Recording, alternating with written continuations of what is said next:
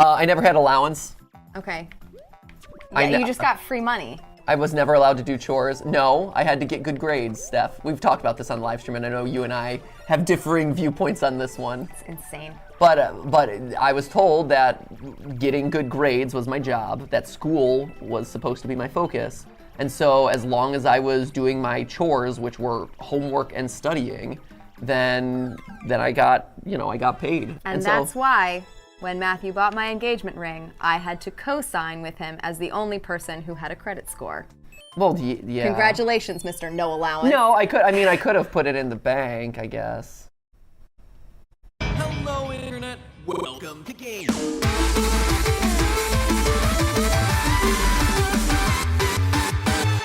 It's a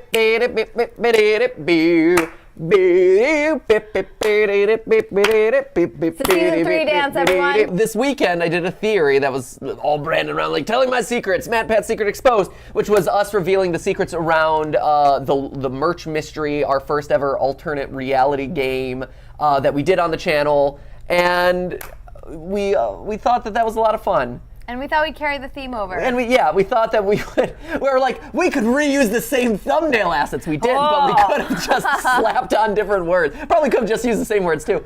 No, we thought it would a fun way to start off season 3 or whatever you really want to call this of GTLive. Definitely season 3. It's an official thing. Yeah, it's totally official. We're not just making that up over the last week. Was our favorite thing to do on the couch, and one of the things that we know a lot of you like watching when it comes to GTLive. Popcorn. And so today I'm going to be playing Super Mario Maker because some of the super fan accounts that I follow were like, man, I miss Super Mario Maker. And so I'm like, hey, why not? And so I'm like, let me pull out Super Mario Maker. But today is all about confessions. We've seen a couple of our YouTuber friends doing this. Gabby Hanna is the first one that I saw. I think Superwoman also did one. Well, I saw Gabby Hanna first because I like Gabby. Well, yeah, I do too. The old Gabby show. She's lovely. She's the best. My first one is, I actually got this idea from Gabby. I found this one really relatable. This was one of hers. Wait, are you your first confession should be you're stealing someone else's confessions? Off. No, is that really what's going on here, Steph? This was one that I had a really relatable moment around, and so I was like, oh, I should carry this forward because maybe this is a thing that everyone does and just no one talks about. Okay, sure. I am that person who looks ahead at menus before I go to the restaurant, and not just in a way of like, hey, is this restaurant good? But if we get invited specifically to a business meeting, for her it was dates. Yeah. For us, it's business meetings, and I will find out where we're going. I'll look at the menu ahead because it's way too stressful for me to try to keep up like coherent business conversation, especially if it's someone I don't know very well, if I'm also trying to look at the menu. But I take it a step further. I don't just look at the menu and figure out what I'm going to order 4 days in advance. I always look for the exact same item at every restaurant I go to for a business meeting. And what item is that, Stephanie? It's the salmon. And here's why. It's the salmon. There's a really strategic reason why I always order salmon at business meetings that I'm nervous about. So if you ever do business with us and we ever go out to dinner and I order the salmon, it's a dead giveaway that I am nervous for this meeting and that I knew I was ordering that salmon. Use it as a negotiating tactic against you. Oh, totally. And that I knew I was ordering that salmon a week in advance. It's because when you're at a business dinner, you don't want the risk of crumbs or stuff falling on you or sauces or weird stuff that can make a mess if you are as clumsy an eater as I am. And so you order the thing where you don't even need a knife to cut it. Salmon, you just fork it. There's no knife involvement. There's no sauce usually, or it's not like a heavy sauce, so there's no spoon. That's dry salmon. There's nothing to dribble. I don't care. It's something that I can shove in my face while I'm having a business discussion. That I picked out in advance and that I can't stab myself with or dribble on. Sure. That is my entire strategy when it comes to business dinners, and so I will try to pick somewhere that I know has salmon. Almost everywhere has salmon too, which is the good thing. You can almost always just be like, oh, I will have the salmon, and the waiter will be like, great. There's a salmon dish somewhere on this menu. I will give it to you. I will provide you with said salmon dish. I will give you that salmon dish, and that's really all that you have to do. So Nice. Well done. that's my first food confession. So your other confession I'm a really is- nervous person when it comes to business dinners. So really what that confession boiled down to, honestly. Hashtag nervous salmon. Yes, thank you the last night. So honestly, what that confession just boiled down to, Steph, is that you're just a messy eater. So what I will say, and this is, I think, more on the confession end of things, I am concerned. I know this is a joke, and I treat it like a joke on the channel, but I am legitimately concerned about the amount of Diet Coke I drink, and I cannot stop drinking it at this point. I am emotionally addicted to Diet Coke. Confession, this is true. At this point, I have, Lord, I don't even want to think about it. Like, He has a lot of Diet Coke. I will have no less than 3 refills, at least 3 refills, even if it's like large cups, while at a restaurant. And then on top of that, probably 3-4 Diet Cokes at home. It's a an legitimate egregious thing. amount of It's Diet a legitimate Coke. thing that once we get, like, we're working on, obviously adjusting to a new baby and not having sleep and stuff like that, but it's a legitimate thing that once we get our lives, like, more under control, that we address Matthew's Diet Coke addiction. Yeah, it is something that I am aware of. And don't get me wrong, I love Diet Coke. You guys know this. It's still to this day, like, it is my drink of choice. Because my mom drank you it, can actually. always It's another have too one much where- of a good thing. But yeah, too much of a good thing, and that's where I'm at currently right now with too much of a good thing, and that thing is Diet Coke. But I'm afraid to stop drinking it because I will just be too tired. Scripts won't get done, work won't get done, Ollie won't get taken care of. Like, I need Diet Coke at this point to keep me awake because I don't drink coffee. I don't serious withdrawal symptoms at this point. Like, you get a bit grumpy and you get a really bad headache. I do, and I recognize that if I'm in emotional, like if I'm feeling emotional, like overwhelmed by what the day holds, I'm like, oh my You'll God, drink Diet Coke yeah, earlier. I'll drink a Diet Coke early. Like today, I was overwhelmed with the scripts that I had to work on and all the meetings that were happening today, and so I'm like, I need a Diet Coke, like first thing in the morning, and so I am concerned about that. Yeah. I recognize that I have a dependence. It's not a good thing, and it's on my to-do list to fix. One thing at a time. But yeah, it's one. We'll get there. Let's work on figuring out the babby first, and Yeah. then Yeah. we'll figure out everything else. It's on the list. But yeah, and no. and I too am a bit concerned about Matthew's level of Diet Coke drinking. Thank you. I have some very weird ways of eating specific types of food. Matthew can tell you this. She does. Confirm I'm surprised you're it. talking about this. Okay. Yeah. I eat popcorn in a single kernel of popcorn in 3 bites. 3 and- bites. 3. I'm and not a judging single, you. 3 bites. And a single goldfish in 2 bites. True. Single goldfish, 2 bites. And I'll also eat like specific things in a really uniform order every time I eat it. So for a slice of bread, no matter what shape or size the slice of bread is, I'll always eat the bottom crust, the middle of the bread, and then the top crust. Every single time. And why is this? Because I like to save the best for last, There you and go. I enjoy the top crust of the bread most. Same thing with the popcorn kernels, actually. I'll take off all the little extra bits until you're left with a single little ball of popcorn, like the little popcorn belly head, That doesn't whatever it exist is. because no one eats popcorn in more than one I- bite. I'm I curious bet about this. someone else I'm out curious there about this eats one. popcorn in more than Chat one or bite. Twitter, let us know because this is one. You know how Matthew we're. thinks I am crazy. I think this for is a weird one. I definitely think that this one's one of those ones where, like, I wonder how many people actually do this. I am legitimately curious. Wait. Jow's World says, Steph, I thought I was the only one. No way, You're really? not alone. There are dozens of us. I don't know. Dozens again might be a bit of a stretch. I don't know. I do that exact thing, Steph, says Toria T. Really? Oh, yeah. Really, guys? I see. Right, That's wait.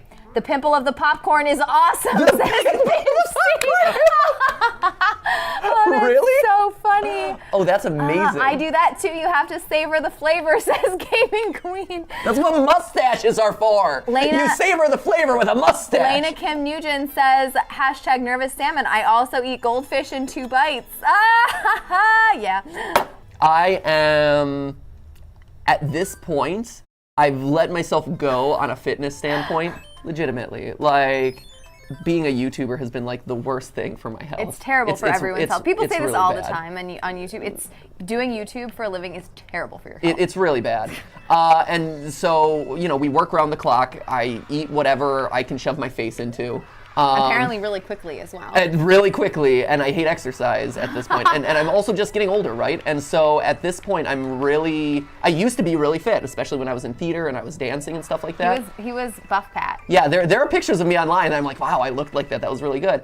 But at this point, I'm so like self-conscious of how I look that I won't walk around the house without a shirt on. Like that's just, I'm so embarrassed about like Jason my is like really love happy handles. about that, by the way.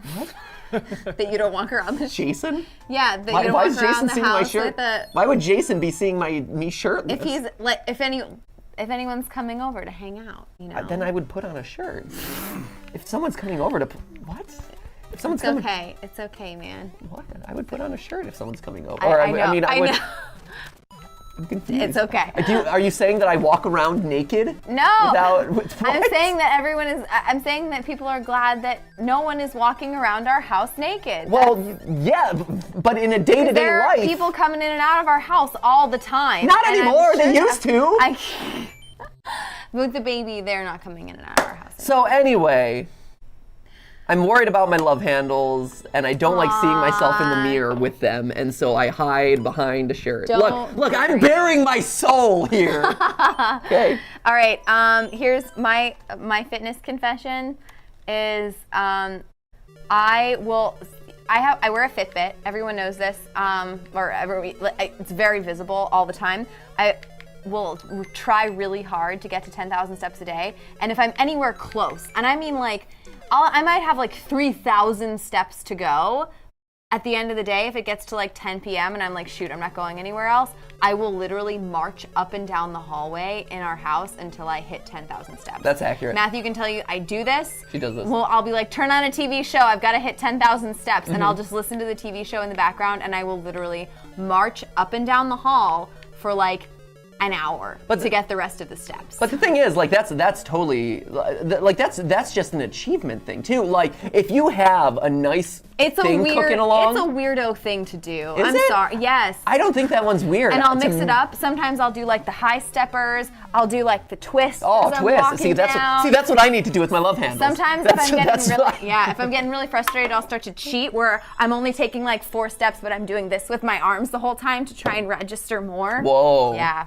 I know. But if you're looking at your like Fitbit graph and you're like, met your goal, met your goal, met your goal, It like you feels gotta so get good. there. You It gotta feels get so there. good. And then the second I hit 10,000, I'm like, okay, I'm done.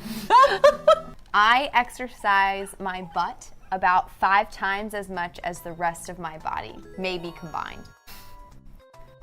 That's the area of my body. Like, everyone has the area that they're self-conscious about. For you, it's your love handles. It is my love handles. For me, it's the buns, and so I exercise those literally 5 times the amount that I exercise any other part of my body. And there's still the area that I don't like.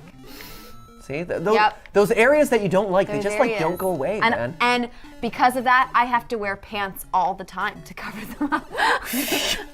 Bummer. Right. Matthew has to wear a shirt. Right? I have to wear pants. Man, God forbid you have to just wear the pants. They worst. have wearing pants. There's so much clothing going on around our house all the time. Way too much clothing, guys. I know, way too much. What were you gonna say, Chris? Oh, I said together you're a full set of clothing. I know, go right? We figure. could clothe one whole person. Last fitness one for me is I'm way too competitive at the gym. Oh my gosh, this is And we've talked about this is one. so real. This is But it's, Yeah. I'm really competitive at the gym. Like whether it's yoga, whether it's weightlifting, like I always so overdo unhealthy. it at the gym. Matthew. I think we've said this on the live Yeah. stream in the past, but Matthew makes yoga a competitive sport. And Yeah. I don't know how, but he does. I do.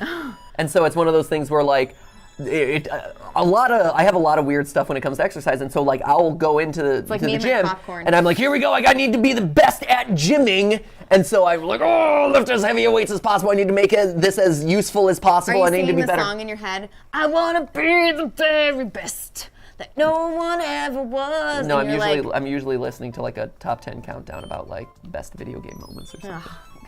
oh, I never had allowance. okay.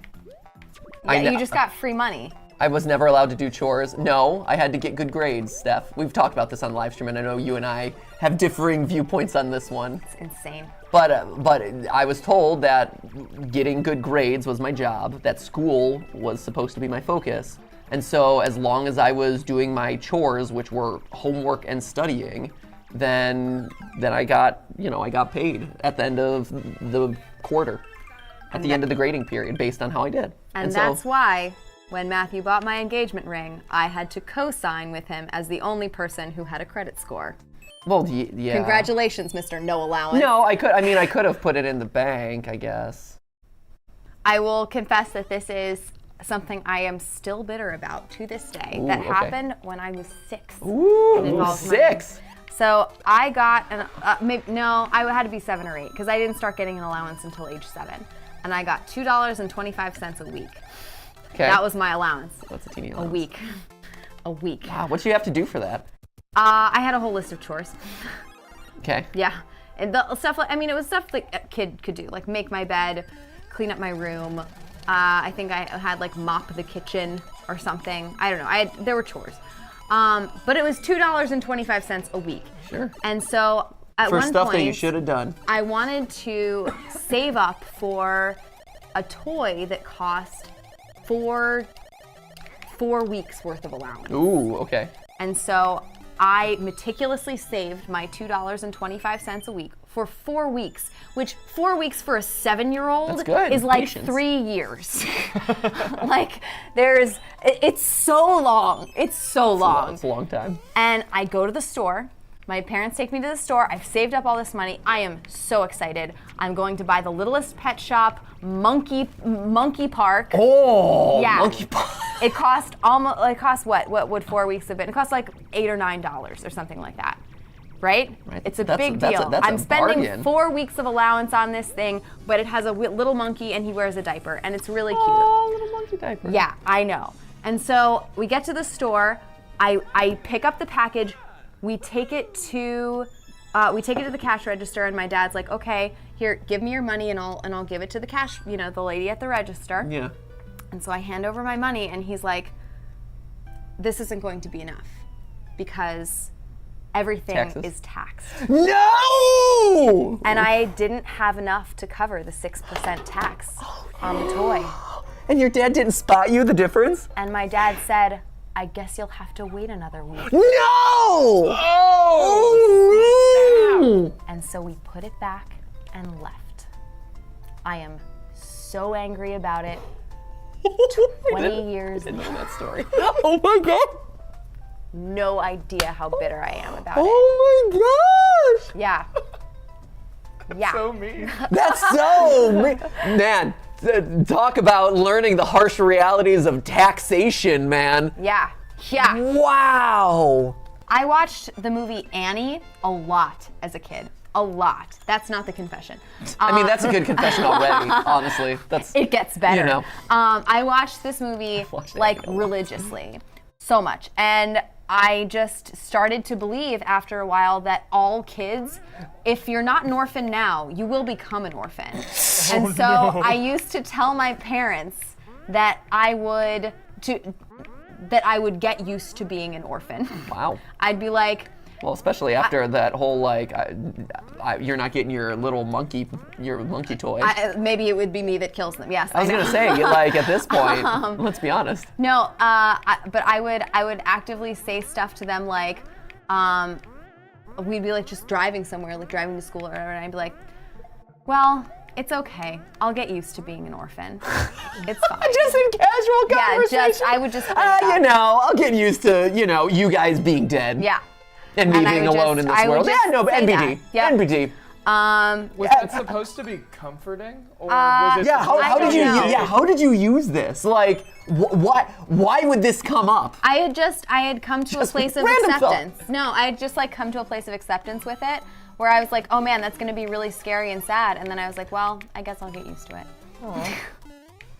I was like 4 or 5. I and like I would that- say this apparently I like that frequently. you took it upon yourself. So, what would your parents respond with? I think it was like, we're not going to die. And fair, they would say fair. stuff like, hey, we're not dead. To which you would respond, not yet. Not yet. To which you would reply, give it time. Before cell phones really became a thing, certainly before I was allowed to have a cell phone in middle school, and I would go out this was at the beach. I had friends at the beach when my family would go on vacation, and I would go walk to the beach with them or something like that. And my family would want to keep tabs on me because they wanted to keep tabs on everything. Well, they wanted to make sure that you were spending your money wisely. Let's be honest. Certainly. That you weren't frivolously throwing away your cash. But there were no cell phones. So what my parents did was buy a long-range two-way walkie-talkie, and they would try to force me to take it with me. And I was like, this is middle school. You can't be like, oh guys, sorry, I gotta go back into the house and run and get my walkie-talkie so I can, confab with mommy and daddy while we're off doing very grown-up 13-year-old things, whatever, walking on the beach. I was not an exciting 13-year-old, but I was like kind of incensed about having to do this. Sure. And I was really embarrassed about it. And so what I would do. So what would they do? They'd be like, Stephanie, this is mom and dad, over. Do you still have this on your person, over? And then if you didn't respond, they'd be like, oh no, we're not getting a response from our sentry. No, luckily I don't know what they thought. How big was this thing? It was a pretty honkin'. It was bigger than cell phones now for sure. And it was hard to hide. Yeah, I was gonna say with this, it's very legitimate to want to keep track of where your kids are. I actually think that we've got a niner over here, Stephanie. On the one hand, over and out. On the one hand, I recognize that I was a bit of an idiot about this. On the other hand, I'm not sorry at all, because what I would do is before I would leave with a friend, I would go downstairs, go out of the house a few minutes early, and I would literally just hide the walkie-talkie in a hole or some grass at the back of the house, and then just leave without it. Just hole. I would hide. Found a random hole. Well, it had to be outside the house, and it had to be somewhere where my parents weren't going to go. So I would hide it somewhere that was really inconspicuous outside of the house, and then just leave without it. And later on, if my parents were like, hey, we tried to get you on the walkie-talkie, where were you? I'd be like, the reception must just not have come through. It must have just, I never got it. But I was totally fine, and look, I showed up in one piece, so all's well that ends well, right? And did you get in trouble for it? No, I got away with it every time. Hey, let us know if you like this. This was fun. Yeah, this was really fun for us. I would like fun for you. Fun story time. Let us know what your confessions are online. Let us know what topics you'd like to see us cover. I still have more on family and relationships. I have a whole bunch of ones on friends. I have a couple more on money. There's a lot. There's a lot. And remember, that is just a stream. A live stream. Wow. Thanks for confessing. Thanks for joining season 3. Thanks for listening to us. All right, let's say goodbye in the chat. Yes. Skyla Dova Foos says bye. Zach Callaghan says, hi, Matt Pat. Hello. Sage Rennie says bye, guys.